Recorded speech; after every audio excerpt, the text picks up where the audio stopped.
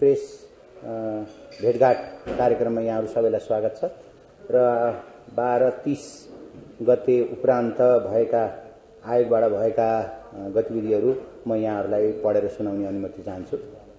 निर्वाचन आयोग नेपाल प्रेस विज्ञप्ति मिति 78-12-7 आगामी 79 वैशाख 30 गते हुने स्थानीय तह निर्वाचनका लागि मिति 78-12-3 गते उपरान्त आयोगले न्याय बमोजिमका निर्णयहरू गरी कार्यान्वयन प्रक्रिया अगाडि बढाएको छ। 1 आगामी स्थानीय तह निर्वाचनलाई स्वच्छ, निष्पक्ष, स्वतन्त्र, विश्वसनीय र मितव्ययी रूपमा सञ्चालन गर्ने सन्दर्भमा प्रचलित कानून बमोजिम निर्वाचन प्रयोजनका लागि दर्ता भएका दलको उम्मेद्वारलाई सोही दलको निर्वाचन चिन्ह दिन उपयुक्त निर्णय गर्ने सम्बन्धमा निर्वाचनमा भाग लिने आयोगमा दर्ता भएका राष्ट्रिय मान्यता प्राप्त बाहेक 73 राजनीतिक दललाई राजनीतिक दल सम्बन्धी ऐन 2073 को दफा 57 बमोजिम जिल्ला स्तरको संगठन संरचना जिल्ला समितिको विवरण 78 चैत्र 6 गते भित्र पेश गर्न पत्रचार गरेकोमा आयोगमा 58 वटा दलहरूबाट विवरण प्राप्त भएको छ। उक्त विवरण अध्ययनको क्रममा रहेको छ। जिल्लामा पेश भएका विवरण आयोगमा प्राप्त हुने क्रममा रहेको छ। 2 आयोगले नेपाल कानून समाजसँगको सहकार्यमा प्रमुख निर्वाचन आयुक्त तथा आयुक्तज्यूहरू तथा निर्वाचन विज्ञहरूको सहभागितामा 7वटै प्रदेश लगायत 15 जिल्लामा चैत्र 9 देखि 17 सम्म निर्वाचन आचार संहिताको कार्यान्वयनका सम्बन्धमा राजनीतिक दल, सरकारवाला निकाय, संस्था तथा पदाधिकारीहरूसँग छलफल तथा अन्तर्क्रिया कार्यक्रम सञ्चालन गर्ने भएको छ। 3 निर्वाचन आयोगको अनुरोध बमोजिम नेपाल दूरसञ्चार प्राधिकरणबाट आयोगले मिति 78-12-15 देखि सञ्चालन गर्न लागेको कल सेन्टरको लागि 1102-1102 नम्बरको टोल फ्री नम्बर प्राप्त भएको छ। उक्त नम्बरमा मतदाता, आम नागरिक तथा सरकारवालाले आफ्नो जिज्ञासा, गुनासो वा प्रश्न राख्न सक्नुहुनेछ। उक्त टोल फ्री नम्बर यही चैत्र 15 गतेदेखि सुचारू हुनेछ। 4 आयोगको मिति 78-12-1 को निर्णय अनुसार मतदान कार्य सम्पन्न भएपछि मतपेटिकाको भण्डारण तथा मतगणना कार्यको अनुगमन आयोग परिसरबाटै गर्ने उद्देश्यले हरेक मतगणना स्थलमा मतगणना स्थल दृश्य अवलोकन प्रणाली vote counting video management system VCVMS जडान गर्ने सम्बन्धमा आवश्यक व्यवस्था मिलाउन संघीय मामिला तथा सामान्य प्रशासन मन्त्रालय मार्फत सबै स्थानीय तहलाई अनुरोध गरिएको छ। 5 आयोगबाट आगामी स्थानीय तह निर्वाचनमा सुरक्षा व्यवस्थापनलाई प्रभावकारी बनाउने उद्देश्यले निर्वाचन सुरक्षा व्यवस्थापन निर्देशिका 2078 स्वीकृत गरी कार्यान्वयनमा ल्याएको छ। 6 स्थानीय तह निर्वाचन 2079 का लागि आयोगको मिति 78-12-4 को निर्णय अनुसार मिति 79 वैशाख 11 गतेबाट सुरु हुने गरी निर्वाचन कार्यक्रम स्वीकृत भएको छ। धन्यवाद। यसमा एक दुईवटा जस्तो मत आयो त्यो भनेर एक दुईवटा विषय चाहिँ अलिकति जानकारी माग्न खोजिएको जस्तो बजारमा चासो व्यक्त गरेको जस्तो कुराहरू छ।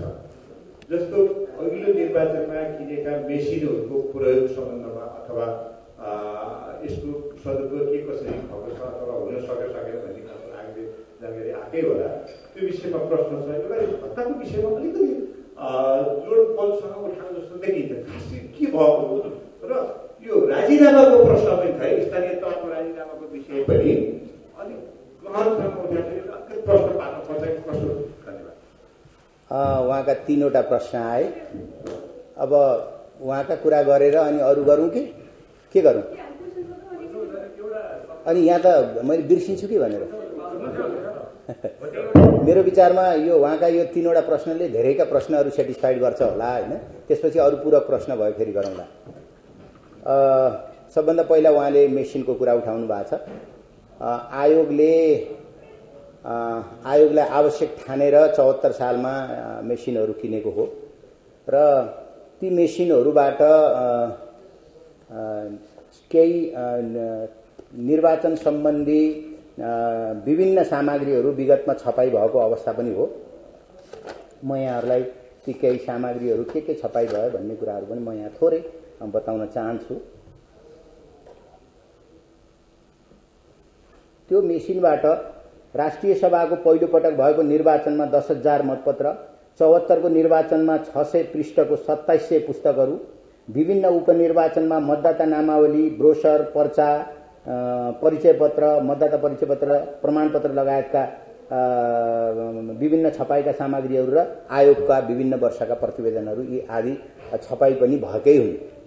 तर मेसिनलाई पूर्ण क्षमताको रूपमा चलाउनका लागि आयोगको अत्याधिक काम भनेको 5 वर्षमा एकचोटि आउने र त्यो फुल फेजमा आयोगले 5 वर्षमा एकपटक मात्रै चलाउन सक्ने अवस्था भयो।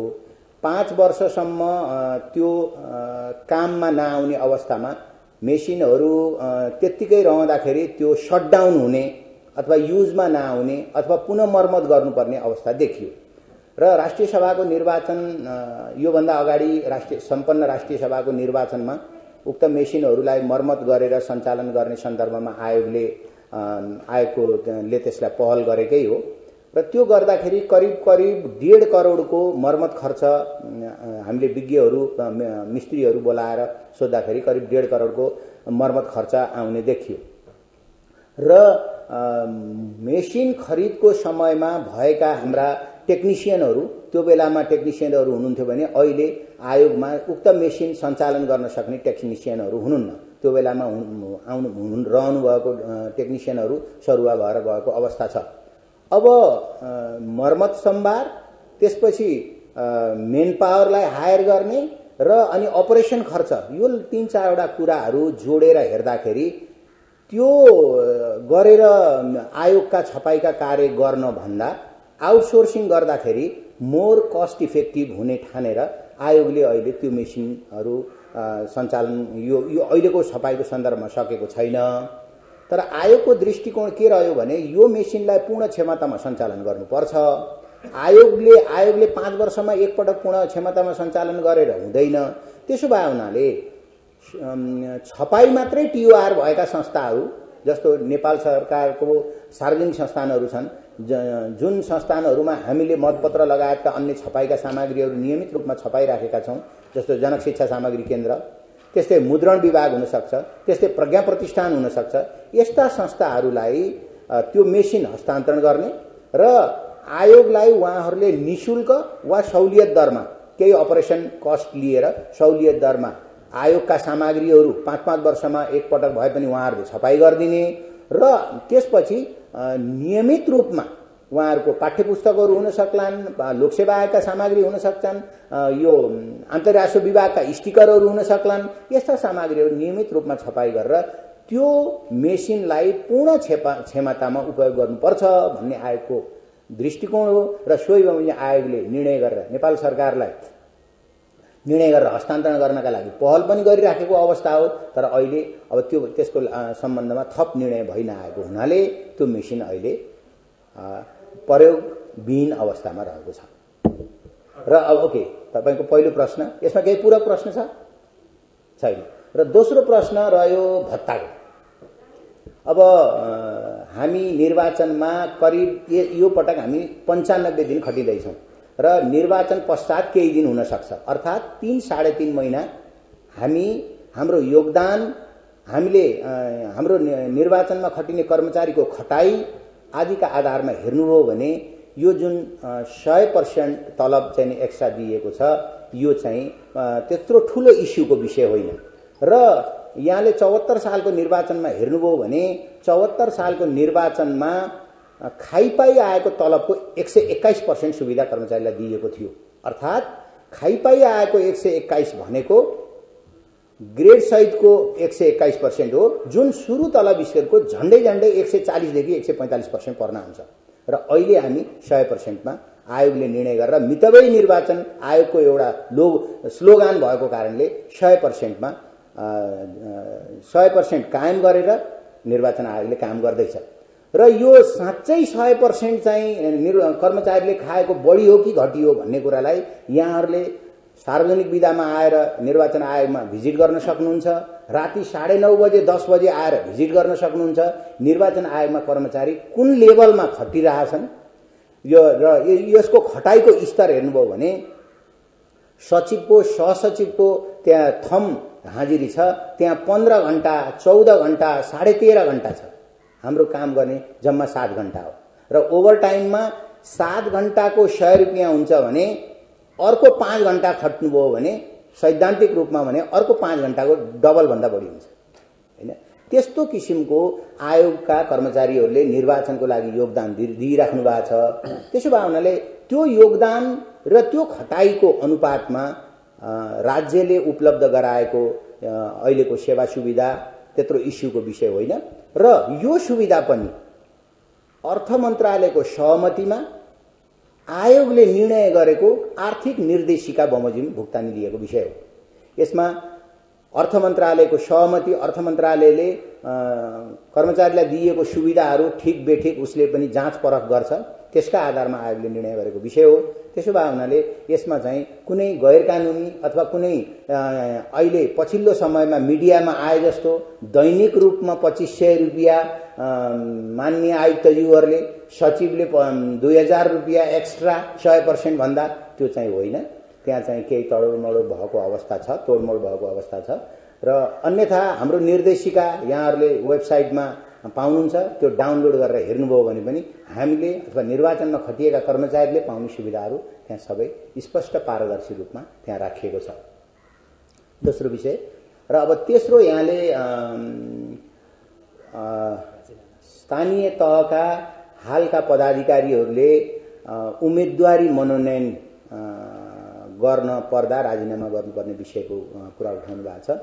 हो, यो आयोगले निर्णय गरेर राजपत्रमा प्रकाशित भएको आचार संहिताको दफा 36 मा राजीनामाको विषय उल्लेख गरिएको छ र यो राजीनामाको विषयको दुईवटा पाटाबाट म यहाँहरूलाई यो विस्तार गर्न चाहन्छु। यो किन ल्याइयो एउटा विषय र यसको कानुनी आधार के छ। दोस्रो, किन ल्याइयो भन्ने जहाँसम्म कुरा छ, निर्वाचन आयोग संविधान बमोजिम निर्वाचनलाई स्वच्छ, स्वतन्त्र, विश्वसनीय र भयमुक्त वातावरणमा सञ्चालन गर्ने मूल दायित्व भएको संस्था हो र यो मैले भने बमोजिमको निर्वाचन गर्न र निर्वाचनमा उम्मेदवार भएका सबै एक्टरहरूलाई अथवा सबै उम्मेदवारहरूलाई इक्वल प्लेइङ फिल्ड उपलब्ध गराउन, समान मैदान उपलब्ध गराउनका लागि। किनभने जो हाल पदाधिकार हुनुहुन्छ, हाल बहालमा हुनुहुन्छ, उहाँहरू र बहाल नरहेको व्यक्तिले निर्वाचनमा प्रतिस्पर्धा गरिरहँदा बहाल रहेको पदाधिकारीले राज्यको स्रोत साधनलाई उपयोग गर्ने सक्ने सम्भावना रह्यो। त्यसो भए हुनाले त्यहाँ प्रतिस्पर्धा फेयर कम्पिटिसन नहुन सक्छ। त्यो फेयर कम्पिटिसन नहुने चाहिँ स्थिति देखेर आयोगले राजीनामा दिनुपर्छ भन्ने आचार संहितामा प्रावधान राखेको। यो चाहिँ आयोगले किन ल्यायो भन्ने विषय। अब यसको कानुनी आधार के छ जहाँसम्म भन्ने कुरामा उहाँहरूको योग्यताको सम्बन्धमा, उम्मेदवारको योग्यताको सम्बन्धमा संविधानको धारा 215(6), धारा 216(6) मा पनि योग्यताको विषयहरू उल्लेख गरिएको छ।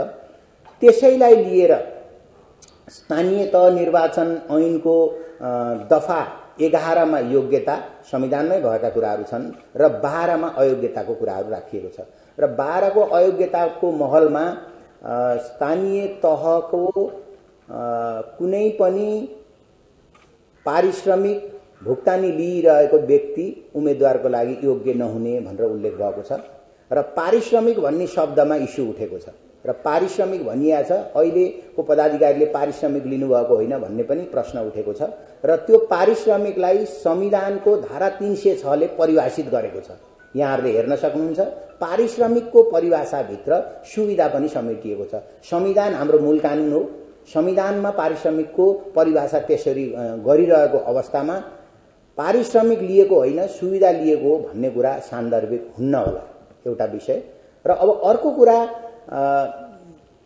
स्थानीय तह निर्वाचन नियमावली 2073 को अनुसूची 1 मा उम्मेदवारले सार्वजनिक पदमा बहाल छैन, लाभको कुनै पनि पद मैले धारणा गरेको छैन भनेर मनोनयन पत्रमा सो घोषणा गर्नुपर्छ। यो 73 सालमा बनेको कानुन हो। त्यो बेलामा पदाधिकारी नभएकोले यो आकर्षित भएन, किनभने 73 मा त कोही पनि पदाधिकारी हुनुहुन्थेन। तर त्यो बेलादेखि यो प्रचलनमा छ, यसमा कुनै विवाद आएको छैन र त्यो सो घोषणा उहाँहरूले गरिरहँदा पदमै बहाल रहेर लाभको पद धारणा गरेर पनि सो घोषणा गरिरहँदा भोलि उजुरी पर्ने हो भने उहाँहरूको उम्मेदवारी रद्द हुने सम्भावना थियो। त्यसो भए हुनाले त्योभन्दा अगावै यी सबै कानुनी व्यवस्थाहरूलाई मध्यनजर गरेर आयोगले आचार संहितामा यो व्यवस्था राखिदियो ताकि कसैले पनि त्यो कानुनी व्यवस्थाको बर्खिलाप हुने गरी उम्मेदवारी दिन नपरोस् अथवा यदि यो व्यवस्था हामीले नगरेको भए ठूलो दुर्घटना हुन सक्थ्यो, धेरैजसो उम्मेदवारहरूको उम्मेदवारी रद्द हुने सम्भावना थियो भने अहिले आयोगले यो प्रावधान ल्याइदिएर सबैलाई एक खालको जागरण, एक खालको चाहिँ सबैलाई अवेरनेस भएको छ। यसले गर्दा अब भोलिका दिनमा यो राजीनामा दिएर मात्रै उम्मेदवारी दिने चाहिँ वातावरण बनेको छ र यसले अब काममा स्थानीय तहको काममा हेम्पर हुने कुराहरू पनि आइरहेछ। यो जम्मै 20-21 दिनको लागि राजीनामा दिनुपर्ने व्यवस्था हो। निर्वाचनको 2-4 दिन पछाडि नयाँ पदाधिकारी बहाल भइहाल्नुहुन्छ र रिक्त रहने व्यवस्था पनि रिक्त पनि रहँदैन, किनभने स्थानीय सरकार सञ्चालन ऐनमा कार्यवाहकको व्यवस्था गरेको छ। अध्यक्ष अनुपस्थित रहेको अवस्थामा उपाध्यक्ष पनि अनुपस्थित रहेको अवस्थामा कुनै एक सदस्यलाई कार्यवाहक दिनुपर्ने गरी कानुनी व्यवस्था छ। त्यसो भएको हुनाले सम्पूर्ण पालिका नै रिक्त हुन्छ र काममा बाधा पर्छ भन्ने आयोगले परिकल्पना गरेको छैन र त्यहाँ एउटा स्थायी संयन्त्र पनि छ, कर्मचारी संयन्त्र। एउटा कुनै पदाधिकारीले लिडरशिप लिनुहुन्छ र त्यो स्थायी कर्मचारी संयन्त्रबाट काम हुन्छ। सर्वसाधारणको सेवा प्रवाह प्रभावित हुँदैन। अरु जस्तै राजीनामा दिएर उम्मेदवार बन्छन्, मानव इच्छितको लागि यस्तो नहोस्, निर्वाचन भएन, त्यो सालमा के फेरि फर्किने सक्ने अवस्था रहन्छ? निर्वाचन आयोगले निर्वाचन हुँदैन भन्ने परिकल्पना गर्दैन। नगरौँ तर के हुन्छ त कानुनी अवस्था त्यो पनि निर्वाचन हुन्छ। सर यो अलिकति राजनीतिक दलले चाहिँ यो निर्वाचन संहिता उल्लङ्घन गरिरहेको निर्वाचन अहिले यसपालि त्यो चाहिँ कुराहरूमा अलिक कसरी यहाँलाई जुन प्रकाशित भयो राजपत्रमा निर्वाचन आचार संहिता, त्यो निर्वाचन आचार संहितामा कार्यान्वयन अनुगमनको पनि व्यवस्था छ। त्यहाँ केन्द्रदेखि पालिका स्तरसम्म अनुगमन समितिहरू बनाइएको छ र विगतको तुलनामा अहिले लोकल स्तरका अनुगमन संयन्त्रलाई पावर समेत डेलिगेट गरिएको अवस्था छ र कतिपय कारबाहीहरू सिफारिस गरेर आयोगमा आएर आयोगले गर्छ भने कतिपय कारबाहीहरू देन एन्ड देयर त्यही पालिका त्यहीको समितिबाट गर्न सक्ने गरी व्यवस्था गरिएको छ। त्यसो भएको हुनाले र त्यो बाहेक कानुनमा भएको व्यवस्था अनुसार यहाँलाई मैले अघि पनि भने निर्वाचन आयोग ऐनको दफा 23 मा कार्यान्वयन तथा अनुगमनको व्यवस्था छ।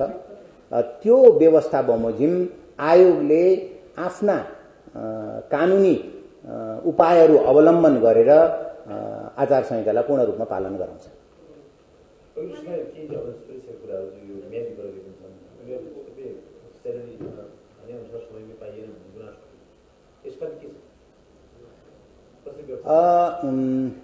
सुरक्षा निकायका कर्मचारी म्यादी प्रहरीको सम्बन्धमा आयोगले हेर्दैन त्यो विषय गृह मन्त्रालयको क्षेत्राधिकारभित्र पर्छ। अब सुरक्षा निकायहरूको सुविधा, सुरक्षा निकायहरूले पाउनुपर्ने स्रोत साधनका सम्बन्धमा गृह मन्त्रालय र अर्थ मन्त्रालय बीच छलफल भएर कायम हुने विषय।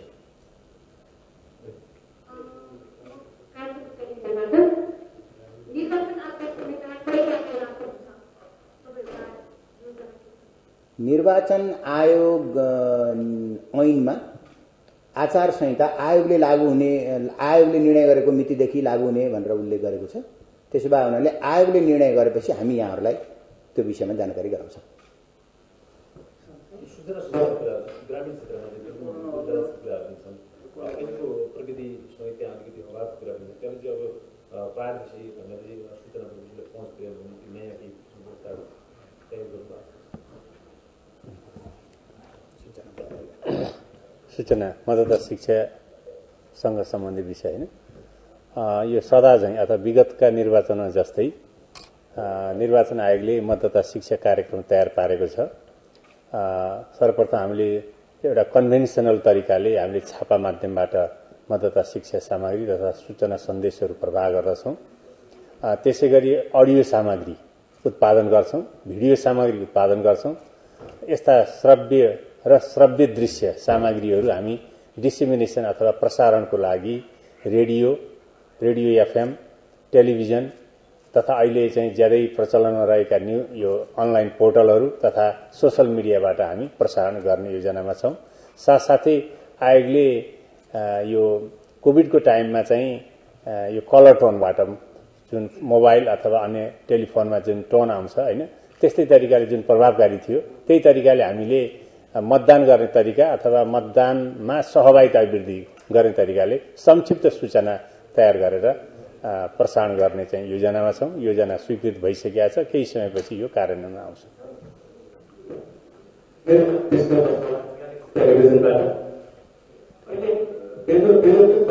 गरेकाहरूले स्थानीय तहमा उम्मेदवार बन्न नपाउने भनिएको छ। यो यही निर्वाचनमा मात्र लागू हुन्छ कि सबै निर्वाचनमा लागू हुन्छ? सँगसँगै स्थानीय तहमा केही मात्र बजेटले पनि आउन नसकेको स्थिति छ। बेरोजगार खर्चेड भयो भनेर कसरी प्रमाणित गर्ने पुष्टि चाहिँ आयोगले कसरी गर्छ? यो पनि आचार संहितामा आएको विषय हो र उम्मेदवारले उम्मेदवारी दिन चाहेको अवस्थामा स्थानीय तहमा उसले लिएको पेस्की छ भने फर्सेट हुनु पर्यो, एउटा कुरा। त्यहाँ दुई खालको छ बेरुजु।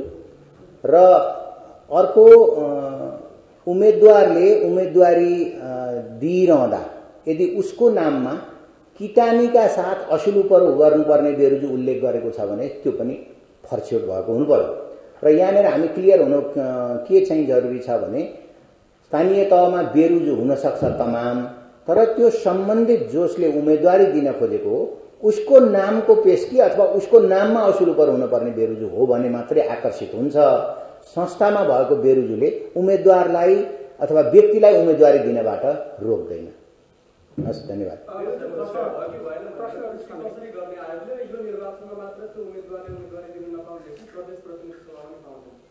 यस्तो छ, बेरुजु फर्सेट भयो कि भएन भन्ने सन्दर्भमा आयोगले बेरुजु कहाँ छ र फर्सेट भयो कि भएन भनेर हेरिरहन सक्दैन।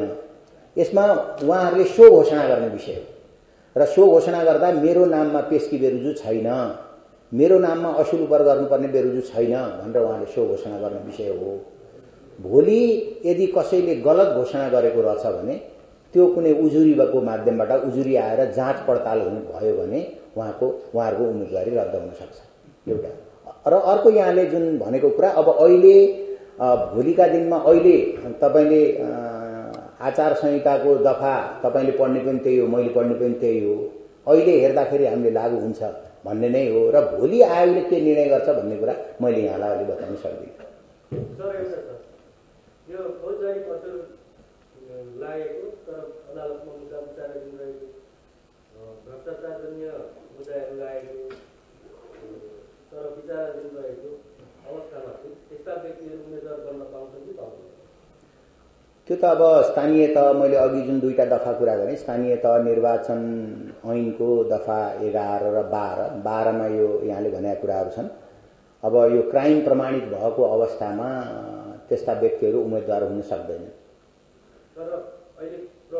अब त्यो विचाराधीन रहेको विषय मैले पनि हेर्न पर्ने भयो, तपाईँले उठाएको विषय ठ्याक्कै। हजुर,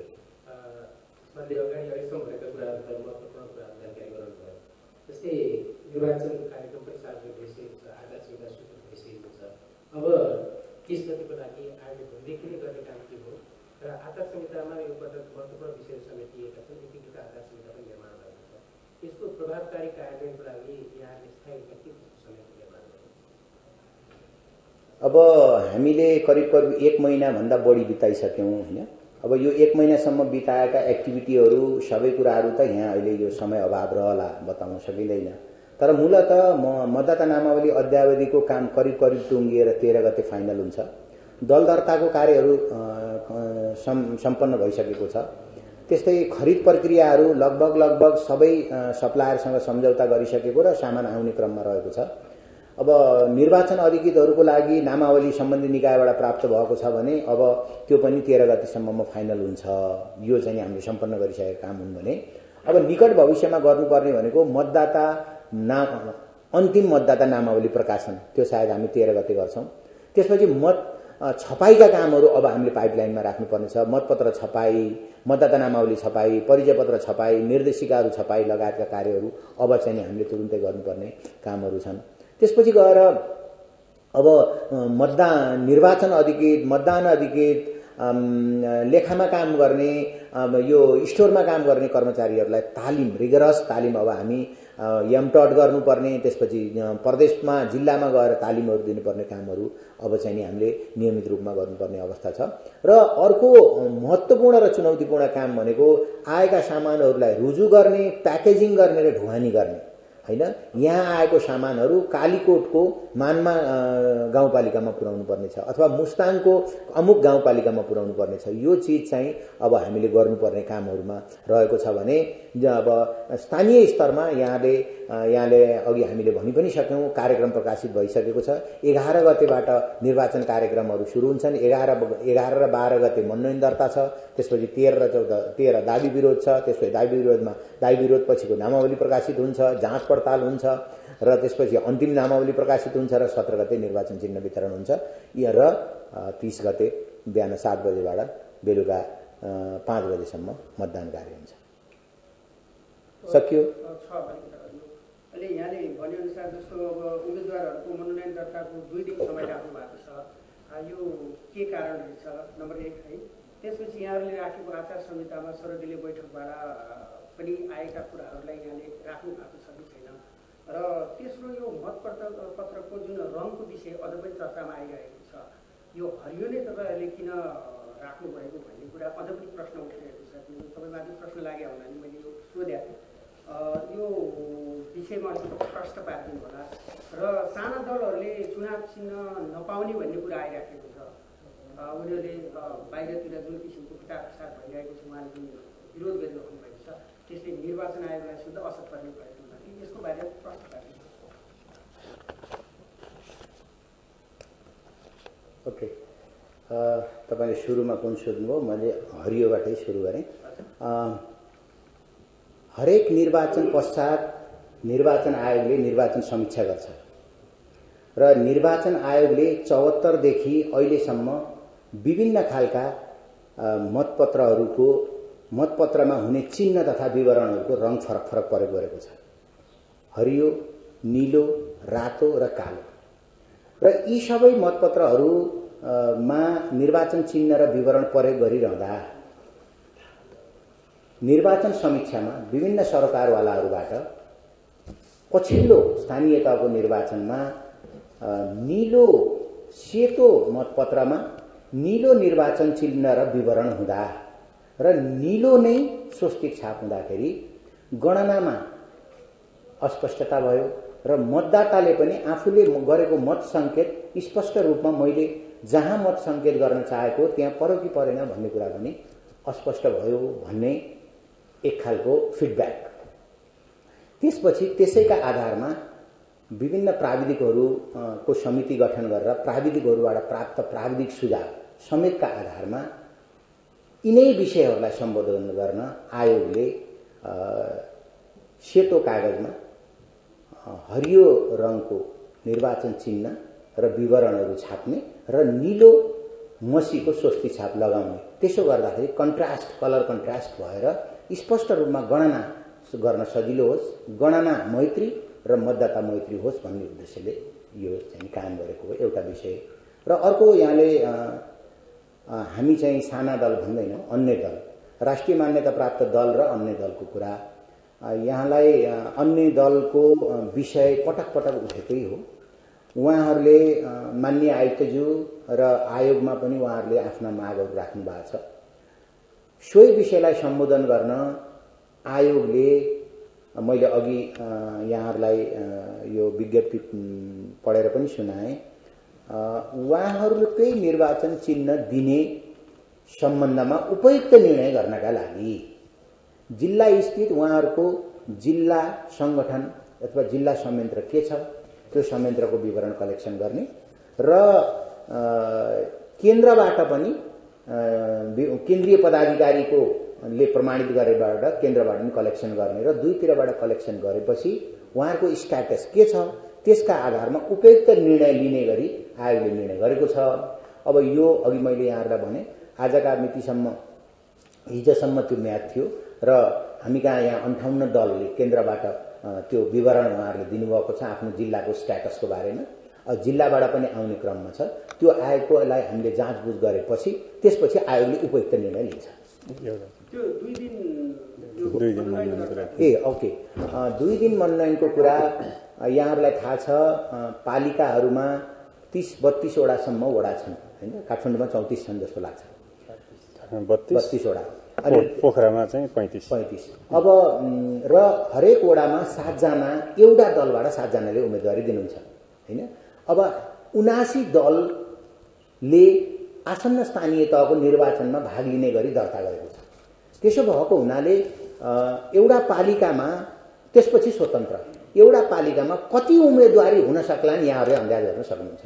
यस्तो अवस्थामा अब ती उम्मेदवारहरूको मनोनयनलाई चेक जाँच गर्ने, रुजु गर्ने, दर्ता गर्ने, कम्प्युटर प्रविष्टि गर्ने लगायतको काम गर्न हामी कार्यालयलाई पनि एकै दिनमा असहज हुने स्थिति देखियो भने भिडभाड भएपछि कुनै पनि व्यक्तिले आफ्नो उम्मेदवारी दिनबाट वञ्चित नहोस् भन्ने उद्देश्यले एउटा नेक उद्देश्यले आयोगले एउटा आयोगको आफ्नो सुविधाको हिसाबले र अर्को उम्मेदवारी दिन चाहने व्यक्तिहरूको सुविधाको हिसाबले यो चाहिँ निर्णय गरेको। यो जस्तो कि राजीनामाको कुरा यहाँले अघि भनिसक्नुभयो, त्यही यसमा अलिकति क्रस क्वेसन गरेर दोहोऱ्याउन चाहन्छु किनभने बाहिरतिर आएका कुराहरूलाई हामीले सोध्न पनि पर्छ होइन। यो राजीनामा अहिले स्थानीय तहमा धेरै जसो योभन्दा अरू गठबन्धनका अरू सरकारका बाहुल्यता भएको कारणले गर्दाखेरि केन्द्रको सरकारले त्यो किसिमले आयोगका व्यक्तिहरूलाई दबावमा लिएर त्यो प्रकारको गर्न पर्ने स्थिति ल्याएको भन्ने कुराहरू जुन आइरहेको छ प्रतिपक्ष दलका प्रमुखबाटै यस्ता कुराहरू आएका छन्, यसलाई के भन्नु? त्यो बिल्कुल होइन। मैले अघि यहाँहरूलाई किन ल्याइएको भन्ने कुराहरू मैले बेल विस्तार गरिसकेका छु। त्यही कारणले ल्याइएको हो।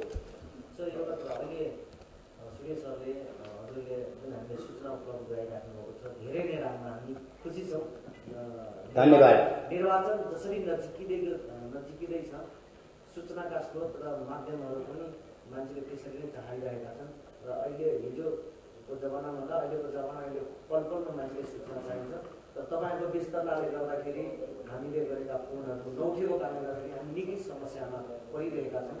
अब मलाई के लाग्छ भने अझ तपाईँहरूले सूचना स्रोतका लागि कसरी अझ नजिकको वातावरण गर्छ भनेर व्यवस्था मिलाइदिन चाहिँ हामी अनुरोध गर्छौँ। तपाईँहरूका फोन उठाउँछौँ, तपाईँहरूलाई सेटिस्फाइड गर्छौँ, तर कम्तीमा यो प्रेस मिटमा तपाईँहरू आउनु पर्यो। प्रेस मिटमा नआउने तर त्यसको 15 मिनटपछि टेलिफोन गर्ने अथवा 15 मिनटपछि 15 मिनट अगाडि टेलिफोन गर्ने कुरा मिल्दैन, किनभने समय म्यानेजमेन्ट गर्न गाह्रो हुन्छ। यहाँहरूलाई हामीले हप्ताको 2 दिन राखेको कारणै त्यही हो। कम्तीमा अब यति मान्छेबाट कम्तीमा भोलिसम्म टेलिफोन आउनु हैन। र यहाँ यदि अझ योभन्दा पनि अरू सबै मिडिया आउनु हो भने उहाँहरूबाट नै आउनु। त्यसो भए हुनाले यो समय म्यानेजमेन्ट गर्नका लागि नै हामीले गरेका हौँ। भोलि योभन्दा बढी भयो भने हामी डेली प्रेस मिट गर्छौँ। डेली गर्दा नि पुगेन, तपाईँलाई 5 बजे प्रेस मिट भयो, 6 बजे कुनै इभेन्ट घटना घट्यो भने हामी 6 बजे तपाईँलाई सम्बोधन गर्छौँ। एक्ज्याक्टली। तर पुरानो विषय सोध्नु भएन। आज कति कुराहरू पुरानो विषय सोधियो। हरियो मसी पुरानै हो, आचार संहिता पुरानै हो हैन, यो के भन्छ भत्ता खाएको कुरा पुरानै हो। यो त अघिल्लो प्रेस मिटमा पनि यही कुरा आएको थियो। आज किन आइरहेछ भने अघिल्लो प्रेस मिटमा नआउनु भएको हाम्रो मिडियाकर्मीले अहिले सोध्नु भएको छ। त्यसो भए हुनाले सबै यो प्रेस मिटमा आउँ।